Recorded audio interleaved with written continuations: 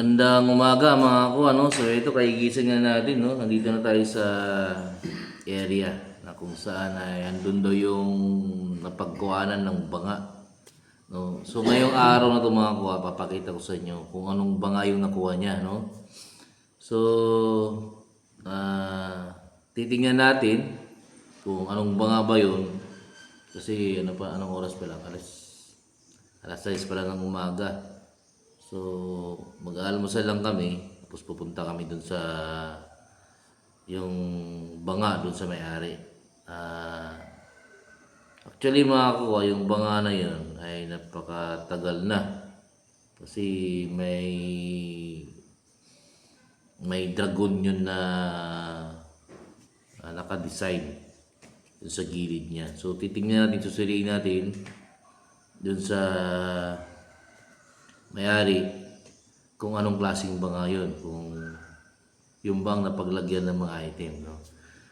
So actually dito kami sa Lanao mga kuwa, no? Dito kami sa Lanao. Magtatagal siguro ako rito dahil mayroon pa kami nga hanapin dun sa taas. Pupunta kami ngayon sa bundok sa Kawalan kasi doon daw nakuha yung banga. Pero yung banga na ibaba na nila dito at susuriin natin. So kung mayroon mang bibili dun sa banga na yun, maglalagay ako ng number dyan, no? Kontakin nyo ako ng diretso para mapag-usap tayo. Kasi yung banga na yun ay maganda talaga yung ilagay sa, lalo na sa museum o sa bahay display, no? Lagyan nyo ng history, napakaganda nun. So hindi mo na makikita yung banga na yun sa ngayong panahon kasi nung mga panahon pa yung ginawa, no? Matagal na panahon na, siguro mga umabot na siguro ng 150 years siguro yung banga na yun. So titingnan natin mga kuha kung totoo ba talaga yung sinasabi nila o hindi. Samahan niyo mga kuha ngayong araw to. So yun mga kuha, no? Baho-bahong sasakyan natin papunta doon para hindi tayo masyado halata, no? Ang driver natin yung Xavi, isang lokal dito para siyang mag-guide doon sa area saan yung nakita yung banga kasi sila yung nakakaalam eh. So once na ako nakapunta doon mga kuha, pero hindi ko pa rin matandaan kung ano yung daanan namin. So ayan si Xavi, yung driver natin, yung nauna, yung mga kasama natin, no? So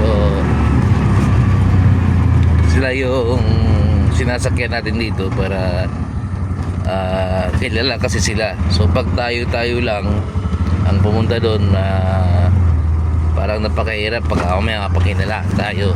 So sila ang sasakyan natin, baho-bahong sasakyan natin para magiging kumbaga lokal lang tayo dito, no?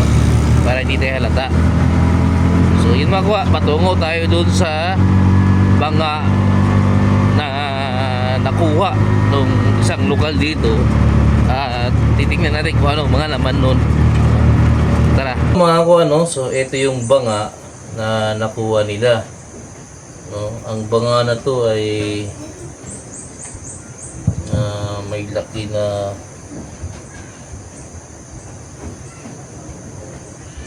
2.5 feet siguro ito. Walang sira, buo. Yung hawakan niya, yung tainga-tainga, alam yung tainga-tainga. 1, 2, 3, 4, 5, 6, 6 na hawakan na tainga-tainga. So may mga design to na dragon, bulaklak. Suriin natin mamaya, idikit natin. So nakuha nila ito, nakalutang daw sa lupa, nakikita itong bunganga sa may putikan. So itong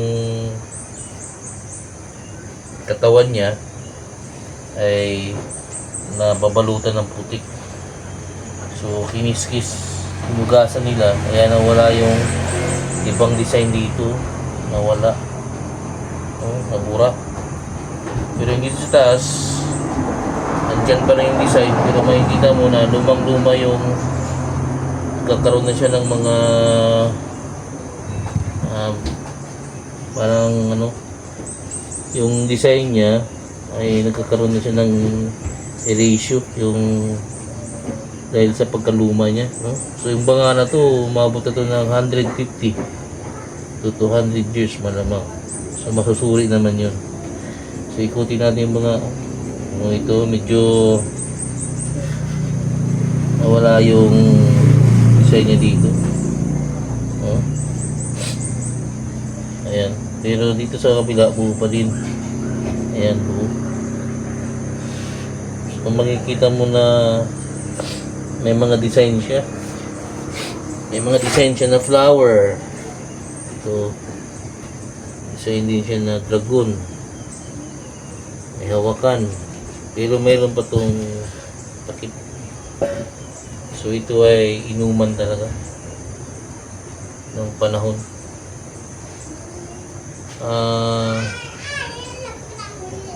Hindi mo na makikita ang banga na to sa panahon na to ngayon kasi napatagal na to eh. Nasuriin natin yung gilid nito mga kuwaitin.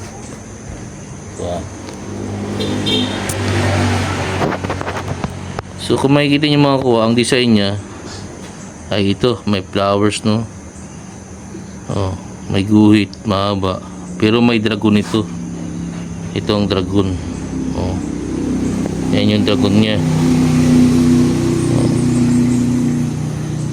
Ito yung ulo.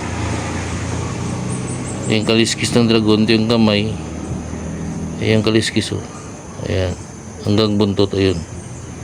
Oh. So yung gilid sa baba nito, sa baba, ganito yung mga design nya. Ayan. Yung mga lumang design noon. Ayan. So ilang dragon yung design isa. Oh. Ayan yung design nya dito sa baba nya. Tapos yung hawakan nya ganito, parang may mukha ng dragon dito. Ano ba to? Parang Windy, yeah. Parang ganun. Tapos may dragon pa dito. So 4 na dragon yung design nya. Pero hindi masyado kita rito sa baba kasi nabubura na siya yung ano. Nabubura siya dun sa, pero yung mga ano mandyan pa. Yan, oh. Yung ito lang yung nabubura dahil sobrang luma na. So kapag nagtago kayo, nakakita kayo ng ganitong mga kuha, hayaan nyo lang siya nakaganito. Huwag nyo siyang balutin dahil nawawala ito eh. Huwag mo rin siyang punasan. Ayan yung dragon pies, oh. Mas malinaw-linaw to. Ito yung ulo. Ito yung kamay, dalawa. Ito yung kaliskis niya. Punta dito. So ang loob nito, ayun, hindi masyado makita. So walang damage, no? Walang damage. Walang crack. Buo siya. Pero yun lang ang problema, nabura niya yung sa ilalim mo. Ayan. Saka kakis-kis nila noon. Kinis-kis nila. Ayan. So ito, malapit na din, kung kikis-kisin mo to, magiging ganun din, oh. Ayan sa baba. Pag kinis-kis mo yan. Pero maganda ito sa museum mga ako, ano. Kasi di-display mo to ng banga nung mga panahon, no. May kasaysayan tong banga na to. So mahabang pinagdaanan ng banga na to. Ito malinaw pa, oh, dito. Ito, ano ba tong mukha na to? Dragon nga. Mukha ng dragon, may dalawang mata pa, oh. Ayan yung dalawang mata niya. Tapos ito, mukha ng dragon. Hawakan ito. Itong ano, ganun siya.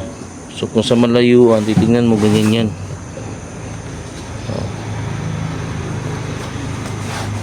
Maganda rin ang banga na to pag ipasok mo sa museum. Actually, binibenta nila to mga kuha. So, kung gusto mang bumili nito, kontakin mo lang yung number na ilalagay namin dito sa taas para kung interesado kayo, no?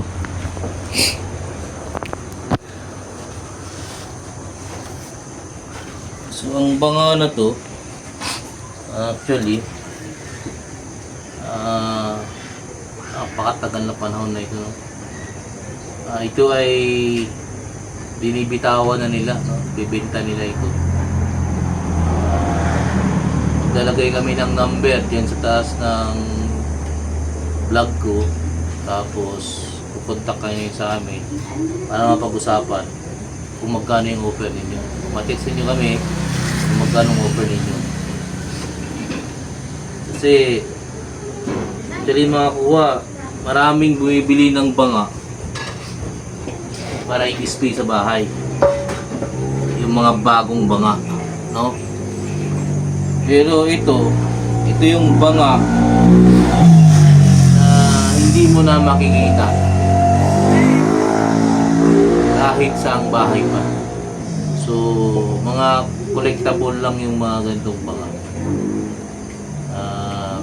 Ginawa nung mga panahon pa, bago pa ang World War II, ginawa na to. Kasi noon mga kuha, nilalagyan nila to ng alak, hugasan, tubig, kasi nakapreserve to eh. So itong mga ganito, ito yung hawakan na tinatalian nila noon yung panahon na yun. Pero may mga design siya mga kuha, no? Napakaganda. So yun nga ako, lalagay kami ng number dyan sa taas. Kung sinong may gustong bumili nito, mag-offer kayo para kung magkasundo tayo sa offer ninyo ay mapasa nyo itong pangalan ko. So sa ngayon, dito lang muna to sa may-ari para ma-preserve siya, hindi siya gagalawin. So ganito na ang banga na makukuha nyo, walang damage, napakaluma, saka napakaganda. So makikita mo talagang lumang-luma yung banga with history ng World War II. Nakuha ito, itinago, nakuha itong ilang araw lang nakuha na ito. So may mga kasama pa ito, pero wala yung naghati-hati kasi sila, wala pa yung iba. So sana may maunang mag-offer nito. Kahit ako gusto kong bilhin ito, problema lang hindi ko man, saan ko naman lalagay ito. Pagpapatungan ng manok ko to, basak to. Pag nilagay nyo ito sa bahay nyo, nalagay nyo ito ng glass, lalagyan nyo ng history. Sana kuha at kung anong year ito na nagawa. Namang makikita naman siguro mga ganitong mga history na history making niya paggawa sa kanya. Kasi may mga dragon nito na banga. Alam ko nung ano pa ito, mga inchik-inchik pa ito noon eh, mga nangangalakan. Kasi yung banga natin ngayon, hindi na dragon eh, pusa nang nakalagay. Yung yung Hello Kitty. Yun yung mga nakalagay na banga ngayon. Ayun, sa kanila, dragon. So yun lang mga ko, just in case na bilhin nyo to, kung mag-offer kayo, mag-comment o mag-text lang kayo dyan sa nilalagay naming number o mag-comment kayo dyan sa YouTube namin. At least naipakita ko sa inyo yung banga na to na ito ay tunay, no? Sila mga kuha, hanggang sa muli, no? Mayroon pa tayong pupuntahan na iba.